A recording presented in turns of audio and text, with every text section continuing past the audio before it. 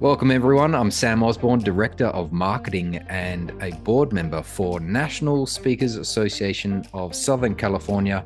Last month, at Last Story Standing, we watched 10 members step into the most disciplined storytelling arenas our chapter offers.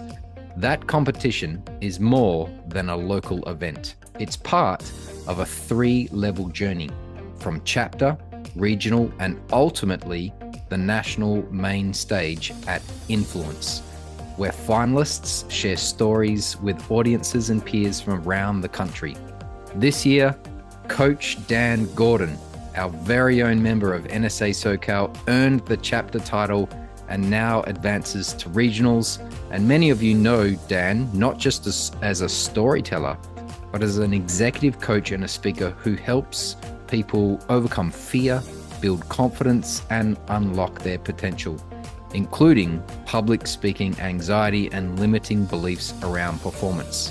So today's conversation is about transparency and growth and what it actually takes to choose, refine, and deliver a story that can carry through multiple competition levels, and what our members can learn if they're considering stepping into the arena next year.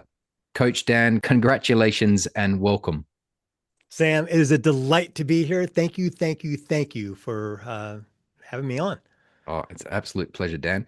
So this is really about not only celebrating you, Dan, but it's giving members a chance to sort of look behind the scenes of what it's like to prepare for a storytelling competition. That sounds perfect, man. Lead the way. All right, I'm sure. yours. All right, Dan, for someone who's never seen Last Story Standing or attended the event, what actually happens in the competition format?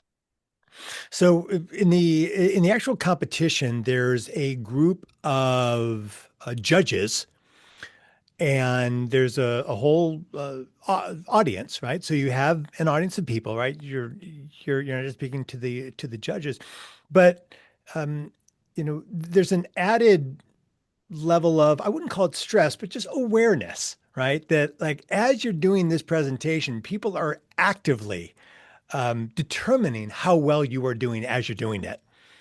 And so that's a quality to it. But I tell you, one of the things that I found about NSA SoCal, and I'm a fairly new member, is the support.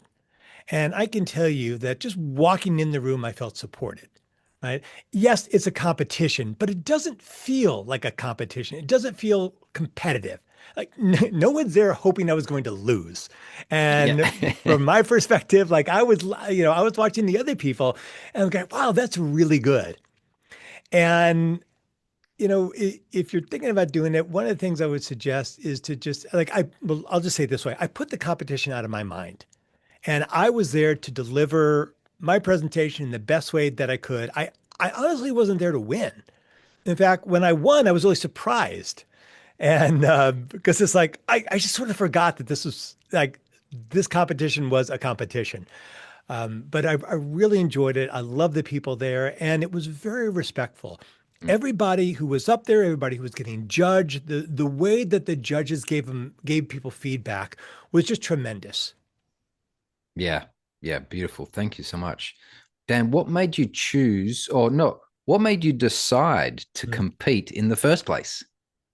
I was at one of the meetings, one of the NSA SoCal meetings, and it was mentioned. And, I am looking to grow my speaking career. And what better way than to get into a competition, challenge myself, potentially win, and, get that on my resume.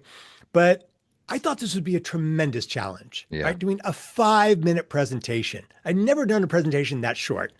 And to have to pack everything in, I just thought it was a It's great a opportunity. challenge. Yeah, It's a challenge. Yeah. very much. Was the event the Pat Dwyer event?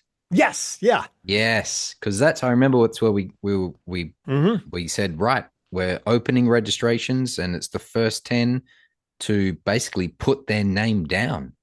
And And literally, I did it right there. I mean, yeah, the second it was mentioned, I grabbed my phone and I signed up. And so, you know, it, opportunities have expiration dates on them. And Yeah. every opportunity expires, and many of them expire very quickly. I didn't know if everybody in the room, and there were more than 10 people in the room, I didn't know if everybody in the room was going to jump on it, but I knew I wanted to be in that competition. So that was the impetus. Like, I want to do this thing. I want to see what happens. Well, I acknowledge your courage and your spontaneity to act. It's inspiring. Well, it makes me think of when I went skydiving, right? And I am not like a adventurer, extreme sports kind of guy. Just once a week, right? Yeah, right. But Just I can once a tell you, week. it was scary. But when the door opened, the only thing I thought of was getting out that door because I knew if I hesitated, even for a moment, then that hesitation would create more and more fear. So I approach a lot of things the same way. That got put in front of me, and I'm like, I am doing this. Beautiful. Dan, when you chose your story, what criteria did you use to decide this was the one? So my story is called The Story of Three Miracles, and it's about the worst day of my life when I lost my marketing company, lost over $100,000, literally had an emotional breakdown. But it became the impetus for a tremendous transformation to being who I am, the man now. So it wasn't hard to think of what I wanted to do. Right. I chose that one because of the big effect on my life. And I thought this would be a great story to share. The big question, Sam, the big question was, could I take this story that usually takes me about 10 or 15 minutes to share on stage and compact it down into 5 minutes? And I really wasn't sure I could do that. But I decided that adding to the challenge of just doing this competition would be to take this complex story and see how I can figure out to mash it down into just 5 minutes. Nice. All right. Can you walk us through your preparation process from rough idea to final stage ready story?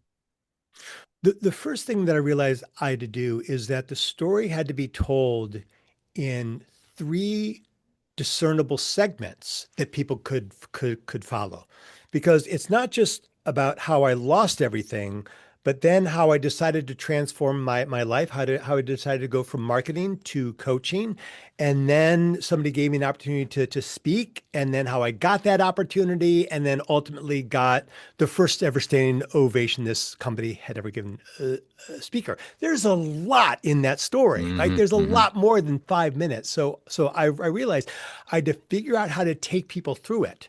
So I called the story of three miracles. I broke down this whole story into three segments. And then in each one of those segments, Sam, I compacted the story by, instead of telling what happened, just giving these little blurbs and saying things like, one of them was, um, I erased the whiteboard of Dan Gordon and began building brick by brick Coach Dan Gordon. Right. Yeah. So you can see those things in Yeah. your There's head. You can nice see, figurative language there too. right. You can see somebody erasing a whiteboard. You can see somebody stacking bricks. Yeah. Right. So without giving a lot of information, I was using visuals You to painted a picture. carry. Perfectly said. I Yeah. paint a picture. I use the visuals to carry a lot of the weight of the storytelling. I want to ask, what was the first sentence of the story? Because I love the first sentence of a keynote or even reading a book. And it's like, why did the author choose that? So I want to know, how Yeah. did you open it? Like, what's the absolute first short sentence that you said in your story? Um, 8 years ago, I was face down on my carpet in my tiny little Los Angeles bungalow in a pool of snot and tears. Right. Magnificent. Graphic So, enough, right, right? right. In that, I gave a picture. I gave a frame of time, so you understand when it happened, which creates a little bit of curiosity. Well, what happened between 8 years ago and today? Yeah. Right. So that already sets up. And actually, let me back up, because the actual beginning of it is, this is the story of three miracles. Right. That's the Yeah. first thing that I said. Right. To Okay. set the context, and then I began. And so I also did that to set it up so people could track where the story was. right? I So when also like that. I also like that it's kind of got a feel of Once Upon a Time, or 1,001 Arabian Nights. Like this is the story of the three miracles, and it's like, oh, it's enchanting. It draws you in. It really speaks to, I guess, a part of humanity that loves that ancient myth and storytelling, and Mm. it goes straight to grabbing attention. So an excellent choice there. It's funny that you say that because really my objective was, okay, how am I going to carry people through this so Mm. they know where they are? So I said it that way, but appreciate the feedback. Yeah. Dan, what role did coaching and in shaping your story? Being that you're a coach, did you coach yourself, get another coach? What role did coaching play and feedback? No, I absolutely have a coach. And I can tell you, if you're listening, if you're a coach and you don't have a coach, you're not really a coach, right? It's like if you sell life insurance, you should have life insurance, right? And so, yes, I absolutely have a coach, and he is badass and no bullshit. And I worked with him Yeah. on it. And the thing Yeah. that I worked with him on the most wasn't really the content, because he's not that kind of a coach, but how I share the emotion of what happened, what I was going through in each stage of this story. And what he urged me to do was to track the rise and fall of emotion throughout each of the three segments. So there was a part of like, and like, right, in each of the Tension and segments. release. Yes, right. I mean, Yeah. it's classic storytelling. And Yeah. it hadn't occurred to me until he said that I need that first of all, there's a tension and release in the arc of the story overall in the five minute story, but in each of the segments, there had to be that as well. And I just kept going back to how am I going to pack this all into 5 minutes?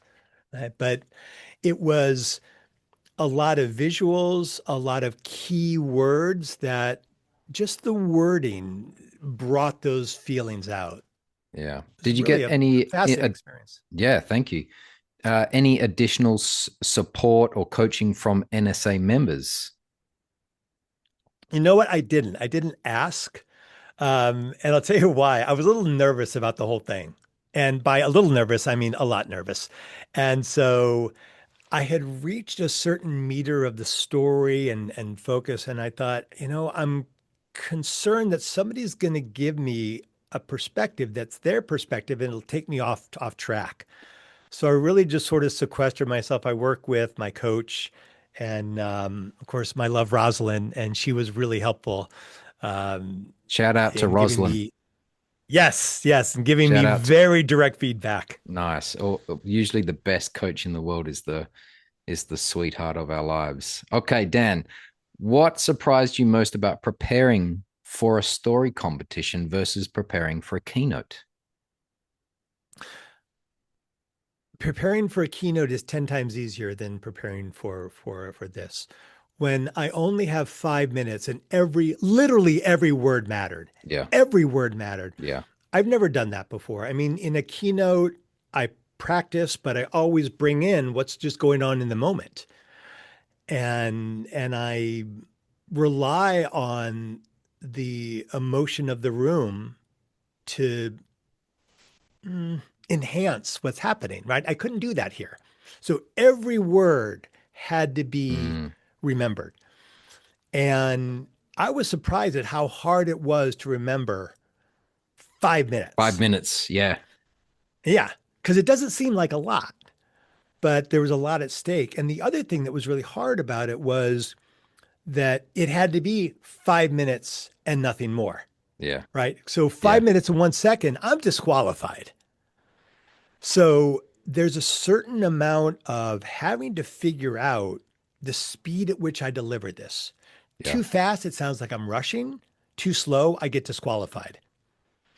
And so like I would practice it and I would think, okay, that's good. And then I'd look at my iPhone and I brought it in like 4 minutes. Like, oh no, that's way too fast. Other Yeah. times I would think I was doing it at a good speed and it would be like 5.5 minutes. It's a real trick to nail a specific time when giving a presentation, whether it's a story or keynote. However, I do feel that there's a rhythm that you can, I mean, if you rehearse it enough times that you don't need to Yes. be really saying it word for word, but you've generally got the feel of the segments, you go, I feel I'm pretty much on time. And then it comes over to a bit of trusting in your own mastery, in my opinion. Mm. Just like, I, It, I think this is going to be end right where it needs to be ending, and go with that. and yeah, and I did that. I mean, I practiced it at least 200 times. Wow. And Yeah, I believe it. and I and I got it to 4 minutes and 47 seconds. And once I could do it in 4 minutes and 47 seconds and did it consistently, then I knew that I had it. And then there's that on the day rushing kind of feeling that can overtake you, like, oh, I've got to rush to get it through, make sure. And I think the idea here is to remember your training, in other words, and just say, no, Hmm. I've done this enough times to know that I got the full 5 minutes, and don't let the nervousness overtake your good judgment. So I believe you did that, right? Well, I'll tell you about the nervousness. There's a couple things that I do before I do any presentation. One is a prayer, and the prayer is nothing for me, all for them. And that's about separating my ego out of the experience. Mm-hmm. That I am not there to be appreciated, glorified, win a competition. I'm there because I have something to deliver that can be life-changing for somebody in the room. And from, in the competition, I talk about, my first paid speaking gig, and that's the prayer that I did before that Yeah. speaking gig. Nothing for me, all for them. And the other thing is, yes, I did feel nervous. But what I do with that nervous feeling is I say, "Oh, I love this. I love this feeling." And so right before I went on, all that nerve, "Oh, I love it. Oh, this feels so good." Right? And the thing is, your brain doesn't know if you're lying to it. Your brain believes anything. So you can say when you're nervous, "Oh, I love this feeling. This is such a good feeling because this feeling tells me I'm doing something new. I'm challenging myself. When I feel this, it means something really cool is waiting for me on the other side." Yep. And so that it didn't make me less nervous, but what it did is it changed the scope of the nervousness to the energy that I brought out into the room. This question I want to ask you next kind of draws upon that. Maybe you've got some more draw out of that. Is what was going through your mind on the day of the event, backstage and on the stage? Walk us through that. Um, I I stepped out of the room because I knew I might start evaluating myself based on other people, right? And I didn't want that to happen. I just got focused on what I practiced it a couple more times, but it wasn't really practicing it to prepare. It was more practicing it just to get the words inside of my body. And I'll tell you one more thing that I did is there's part of the presentation where I talk about having a phone call with a woman named Mary. And what I realized right there in the room, because somebody else was in their presentation, they talked about speaking with a guy speaking with a woman, and he changed his voice. I'm like, oh, I need to change my voice a little bit to fit Mary's voice. So it's clear, like when I'm speaking and she's speaking. And so, like right there in the room, I changed the presentation Yeah. just a little bit. I just went up a half an octave. So Yeah. when I was speaking in Mary's voice, it sounded a little bit different than in my voice. Now I got to ask, what was it like to be on stage and to deliver it? And did you have a feeling of like I nailed that or I gave it my best shot? What was it like being on stage telling that Here's what story? I'm here's what I'm proud to report. I have no recollection of doing it. And the reason I'm You proud of blanked. that, well, the reason I'm proud of that is our memory, the way that our minds are put together is our ego sense tracks time. And so when, that's a fulfillment of my prayer, nothing for me, everything for them. So I turned off. I Mm, wasn't really there in the room, the ego sense of me, the how am I doing? Is this okay? Part of me left.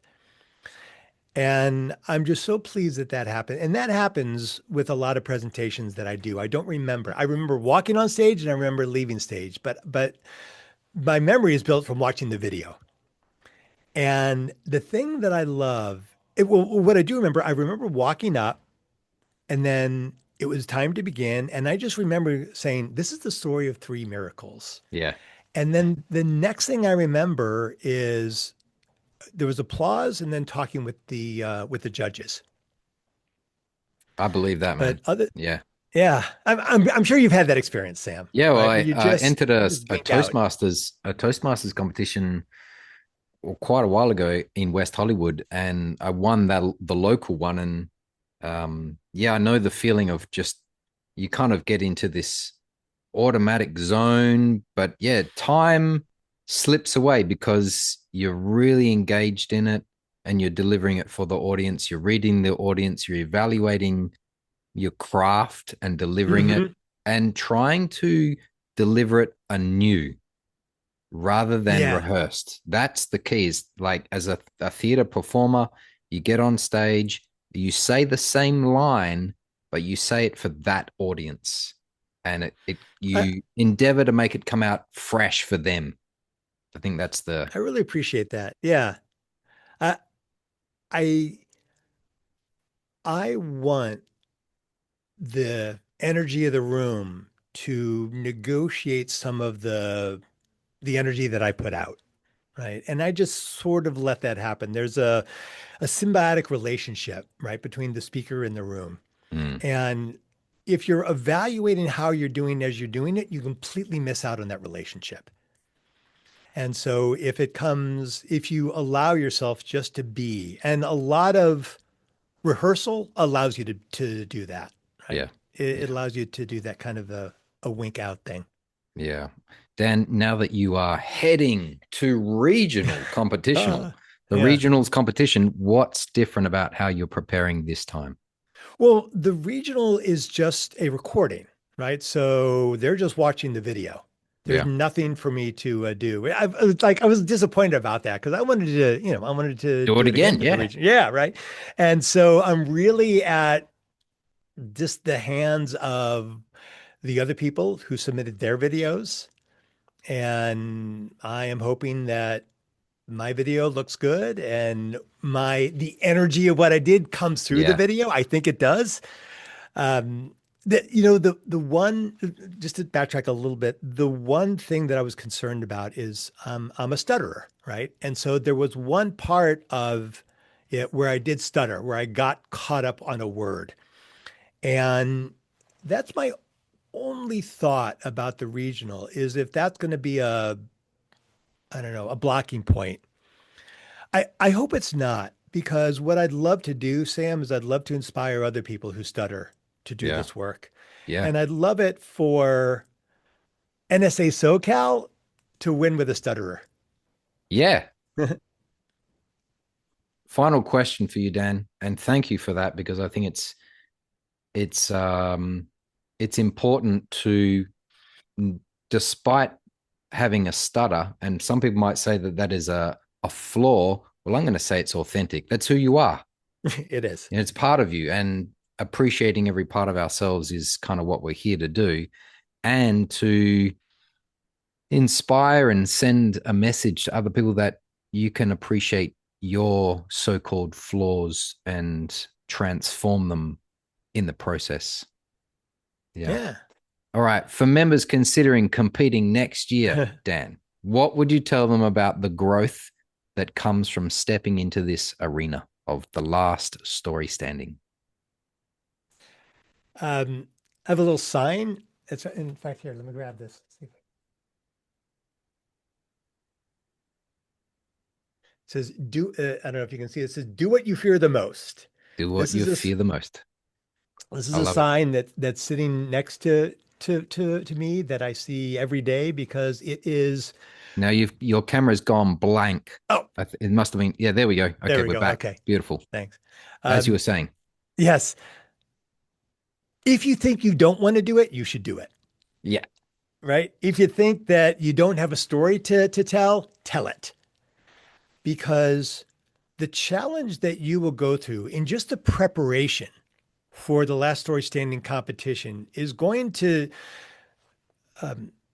up your speaking ability. It's going to up your story game because I see so many speakers who tell like this sad story of their life, like, oh, this happened to me, but it's kind of boring, right? They don't really know how to craft a story so it grabs people's attention. And doing this taught me so much about. So I mean, Mm, I thought I was a pretty good storyteller, but holy moly, Sam, doing this competition has really upped my game when it comes to storytelling. So magnificent. a big suggestion is to do this just for the practice, just for the exercise, regardless of whether you win or not. Putting yourself into this situation is going to increase your acumen when it comes to storytelling, when it comes to crafting a tight message. Yeah.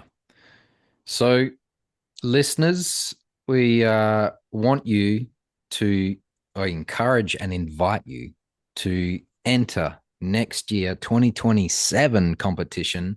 And Dan, I'm sure you would encourage other people to do that, right?